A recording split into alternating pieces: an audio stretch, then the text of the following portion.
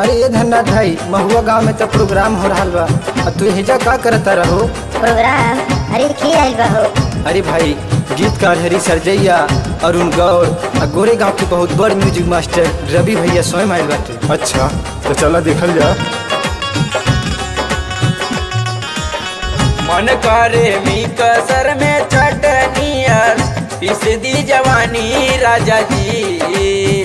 मन करे मी कसर में चटनियर पीस दी जवानी राजा जी।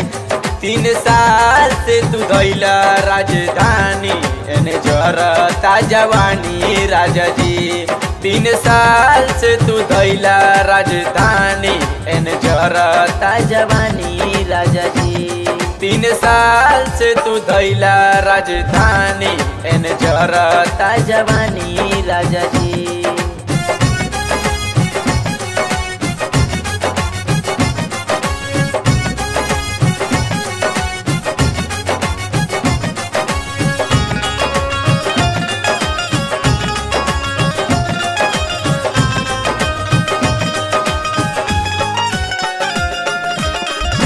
जी अपनीक नाही लागेला गेला होला गुद गुदी सैया सूते के बेला।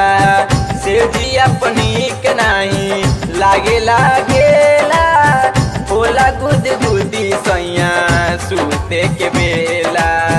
सच कहतानी बात मानी राजा जी। सच कहतानी बात मानी राजा जी।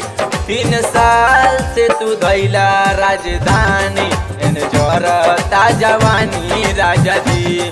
3 साल से तू धैला राजधानी एने जरता जवानी राजा जी।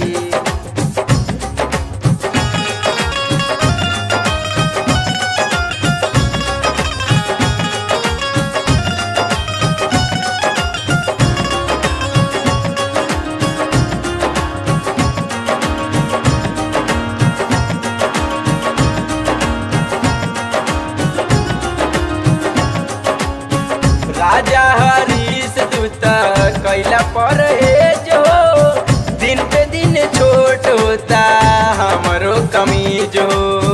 राजा हरीश दूत कैला पर जो दिन पे दिन छोट होता हमरो कमीज हो। मुनले मुनात रखे ढोड़ी हो के धुआ से मुनि राजा जी। मुनले मुनात नइखे ढोड़ी हो के दुआ से मुनि राजा जी। 3 साल से तू धैला राजधानी एने जरता जवानी राजा जी। 3 साल से तू धैला राजधानी एने जरता जवानी राजा जी।